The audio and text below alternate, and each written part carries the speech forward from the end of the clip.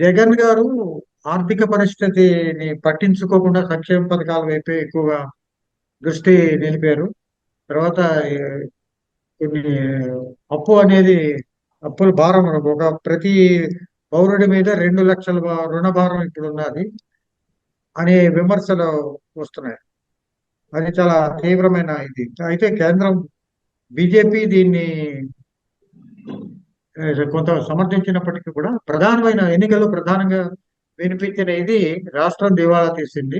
ఇంకొకటి ఏంటంటే విజయవాడ చుట్టుపక్కల ప్రాంతాల్లో చాలా మంది ఆ జగన్ గారు వచ్చిన తర్వాత వ్యాపారాలు అవి మూసుకుని హైదరాబాద్కి, బెంగళూరుకి, చెన్నైకి తరలిపోయారు. అని కొంత తరలిపోయిన మాట కూడా వాస్తవం. కొన్ని రియల్ ఎస్టేట్ ఏజెన్సీలు అవి కూడా వచ్చేసాయి. ఈ పరిస్థితి వల్ల ఈ రేపు మొన్న మొన్న జరిగిన పోలింగ్ లో ఈ పరిస్థితి ఎలాంటి ప్రభావాన్ని చూపించింది? దీనిలో వాస్తవం ఉందని మీరు నమ్ముతున్నారు? ఇది ఫైనాన్షియల్ ఇది ఆస్పెక్ట్స్ వాస్తవం కాదా వచ్చేసరికి యాక్చువల్ గా? On the floor of the house finance మినిస్టరే గతంలో కన్నా ఆర్బీఐ కానీ ఫైనాన్స్ మినిస్టర్ కానీ సెంట్రల్ ఫైనాన్స్ మినిస్టర్ కానీ గతంలో కన్నా రాష్ట్రం తక్కువ అప్పు చేసింది, తక్కువ అప్పులు పర్సంటేజ్ ఉందని చెప్పి ఫైనాన్స్ మినిస్టర్ చెప్పారు, ఆర్బీఐ కూడా చెప్పింది. అలాగే మన ఎఫ్ఆర్బిఎం లిమిట్ కూడా పెంచారు. ఎందుకు? డిసిప్లిన్ ఫైనాన్షియల్ ఎక్స్పెండిచర్ ఉందని చెప్పి ఎఫ్ఆర్బిఎం లిమిట్ కూడా మనది పెంచారు. ఈ ఈ ఒక గ్లోబస్ ప్రచారం అప్పులు అయిపోయినాయి, అప్పులు అయిపోయినాయి, అప్పులు అయిపోయినాయి అని చెప్పి. సరే, వాళ్ళు చెప్తున్న ప్రకారం మనిషి మీద 2 లక్షల అప్పు జరిగింది మేము తెచ్చిన అప్పులు సంక్షేమాన్ని వలన. దాన్ని మించి అంటే దానికన్నా డబల్ చేస్తాం అంటున్నారు. సరే, అది కూడా ఒప్పుకుందాం, డబల్ చేస్తారు అంటే మాకన్నా డబల్ అప్పులు చేస్తారు, శ్రీలంకనో పాకిస్తానో చేస్తామో అంటున్నారు వాళ్ళు. వాళ్ళ చెప్పిన ప్రకారం అది శ్రీలంక అయిపోయిందని నమ్మితే గనక సంపద సృష్టిస్తాం మేము అంటున్నారు. అధికారంలో ఉన్న 5 ఏళ్లలో చంద్రబాబు నాయుడు సృష్టించిన సంపద అంతా ఏమైపోయింది? ఎక్కడా లేదే. ఒక కొత్త హాస్పిటల్ కట్టారా, కొత్త స్కూల్ రెనోవేట్ చేశారా, డిజిటల్ క్లాసెస్ తెచ్చారా, ఐబీ సిలబస్ తెచ్చారా? లేదే. పోనీ చుట్టుపక్కల నుంచి వలస వెళ్ళిపోతున్నారు, విజయవాడ చుట్టుపక్కల ప్రాంతాల నుంచి అంటున్నారు. ఎవరు వలస వెళ్ళిపోతున్నారు? రియల్ ఎస్టేట్ ఇంట్రెస్ట్ ఉండి రియల్ ఎస్టేట్ అక్కడ తట్టుకోలేక వీళ్ళు చాలా స్పైక్ చేసేశారు. Unreal spike of real estate భూముల విలువని అన్రియలిస్టిక్ గా పెంచి పడేశారు. ఏది మన వాళ్లే కొనాలి, మన చేతుల్లో ఉంది, మనం దీని ఎంతకన్నా తక్కువగా అమ్మకూడదని చెప్పి అన్రియలిస్టిక్ భూమ్ క్రియేట్ చేశారు. క్రియేట్ చేసినప్పుడు that is not a feasible business. Unrealistic భూమి అన్నప్పుడు ఏ తెలివి గలవాడు అక్కడ పెట్టుబడి పెట్టడు, అక్కడ కన్స్ట్రక్షన్ చేయడు. ఎందుకంటే గజం 10,000 ఉండాల్సిన చోట నువ్వు ₹1,00,000 చెప్పినప్పుడు మీరు నీళ్ళు కొనుక్కో 10 కిలోమీటర్ అవతల కొనుక్కుంటాం. అటువంటి సిచ్యువేషన్ ఇక్కడ లేకుండా, ఇక్కడ రియల్ ఎస్టేట్ బిజినెస్లకి ఎవరికి అవకాశం లేకుండా ఆ క్వార్టరీ వరకు అవకాశం ఉండేలాగా క్రియేట్ చేసిన తర్వాత వ్యాపారస్తులు అన్నవాళ్ళు లాభం ఎక్కడ ఉంటుందో అక్కడికి వెళ్తాడు. అటు వెళ్ళిపోయారు. అలాగే రియల్ ఎస్టేట్ స్పెషల్ స్టేటస్ ని కాంప్రమైజ్ చేసి అసెంబ్లీలో తీర్మానం చేసి స్పెషల్ స్టేటస్ వస్తే ఏమొస్తుంది? నార్త్ ఈస్ట్ స్టేట్ లో స్పెషల్ స్టేటస్ ఉంది, అవి ఏమేమి ఉద్ధరించబడినాయి, స్పెషల్ ప్యాకేజ్ తీసేసుకుందాం, మన జోబులు నింపేసుకుందాం, రాష్ట్రం అభివృద్ధి అయిపోద్ది అని చెప్పారు.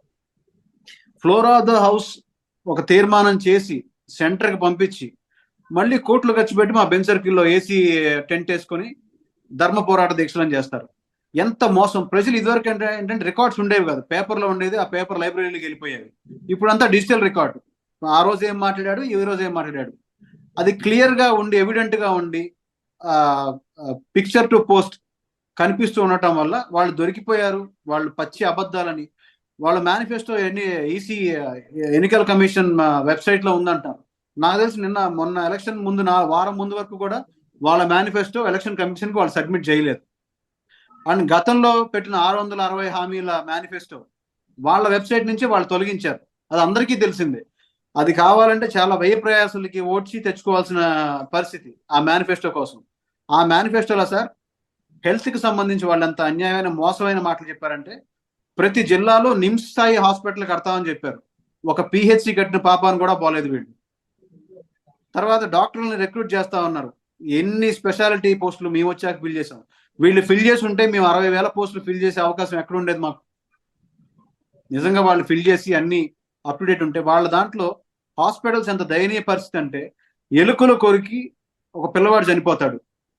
ఎలుకలు పట్టుకుంటానికి, ఒక ఎలుక పట్టుకుంటానికి 25,000 కాంట్రాక్ట్ ఇచ్చి ఒక ఎలుక పట్టుకుంటానికి హాస్పిటల్లో ఎలుకలు తిరుగుతున్నాయని ఒక ఎలుకను పట్టుకోవడానికి 25,000 కాంట్రాక్ట్ ఒక్కొక్క ఎలుకకి. ఎంత అన్యాయంగా దోచారంటే వ్యవస్థలను వీళ్ళు మళ్ళీ సేమ్ ప్రచారం, గ్లోబస్ ప్రచారం, అప్పులు అయిపోయినాయి. వీళ్ళు చేసిన అప్పులు తీర్చి లిమిట్ లో ఉండి ఎడ్యుకేషన్ కేరళను బైపాస్ చేసి ఉన్నాం సార్ మనం ప్రస్తుతానికి.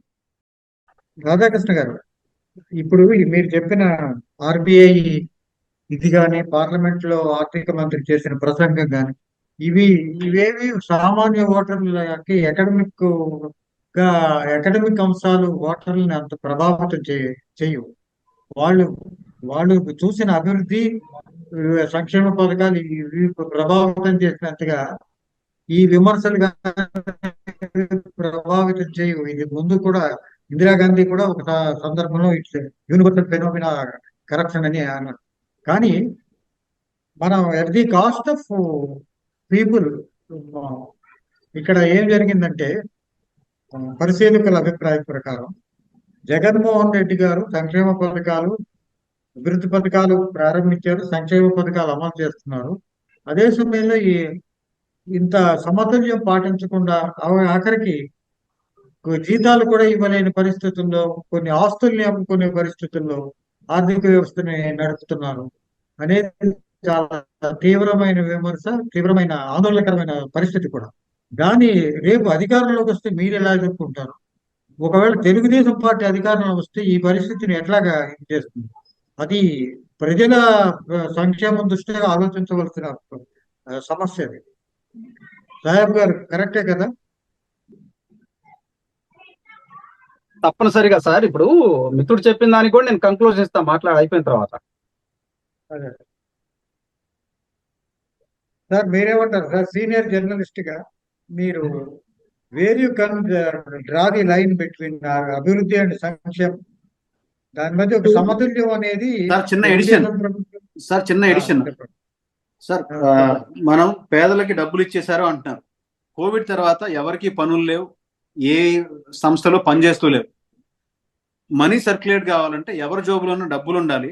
డబ్బులు ఉంటేనే మనం కిరాణా షాప్కి వెళ్ళి సామాన్ కొంటాం, అక్కడ వ్యాపారం నడుస్తుంది. అవి ప్రొడ్యూస్ చేసే రైతు దగ్గర డబ్బులు వెళ్ళాలంటే కిరాణా షాప్ వాడు అక్కడి నుంచి ప్రొక్యూర్ చేయాలి. ఇంకేదన్నా కంపెనీ ప్రోడక్ట్స్ కొనాలంటే కంపెనీకి డబ్బు వెళ్ళాలంటే పేదవాడి దగ్గర డబ్బుండి కొనుగోలు శక్తి ఉంటేనే కొనగలుగుతాడు. ఇదంతా సైకిల్. నువ్వు డబ్బులు ఇవ్వకుండా ఇన్ని కంపెనీలు, ఇన్ని వ్యాపారాలు మూతపడిపోతాయి.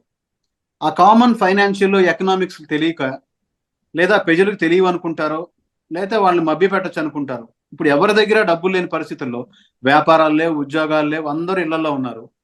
అక్కడ వెళ్ళి కొనుగోలు శక్తిగా ఉండాలి, ఆ వ్యాపారం నిలబడాలి అంటే ఎవరో ఒకళ్ళు కొనాలి కదా. కొనాల్సింది ఎవరు? ప్రజలు కొనాలి, పేదవాడు కొనాలి. కొనాలంటే వాళ్ళ దగ్గర డబ్బు ఉండాలి. డబ్బు ఉన్నప్పుడే వాడి కుటుంబాన్ని పోషించుకొని బతకించగలుగుతాడు. అట్ ద సేమ్ టైం పక్కనున్న పచారీ కొట్లో పచారీ ఓనర్ని, అక్కడి సప్లై చేసే ఆ సప్లై చైన్ని, ఆ ట్రాన్స్పోర్ట్ చైన్ని బతికించగలుగుతాడు. మనం ఇచ్చిన ఈ రూపాయి వల్లనే ఇంత ట్రాన్స్పోర్ట్ సిస్టము, ఇంత బిజినెస్, ఇన్ని స్మాల్ స్కేల్ ఇండస్ట్రీలు ఇవన్నీ బతికినాయి. ఈ ఫైనాన్షియల్ కామన్ సెన్స్ లేకుండా ఏదో ఊరికి డబ్బులు ఇచ్చేస్తున్నారు. వాళ్ళు మన ప్రజలు కాదా? ఇవ్వలేదు, అందరిని చంపేద్దామా? ఆహారం పెట్టకుండా, ఆహార అవసరాలు తీర్చకుండా ఇంత మూర్ఖంగా కేవలం డబ్బు మాకే రావాలి, మా జన్మభూమి కమిటీలు తింటే చాలు, మిగతా వాళ్ళు ఎవరు తినకూడదనే ఒక సైకలాజికల్ స్టేట్ లో ఉంటారు. వాళ్ళకి అర్థం చేసుకోరో, లేదా ఫైనాన్షియల్ ఎక్స్పర్ట్స్ చెప్పరో అర్థం కాదు, చెప్పినా తెలియనట్టు ఉంటారో అర్థం కాదు. నేను చెప్పిందా డజంట్ మేక్ సెన్స్. కొంటేనే కదా వ్యాపారాలు నడిచేది, ఈ సైకిల్ అంతా కంప్లీట్ అయ్యేది.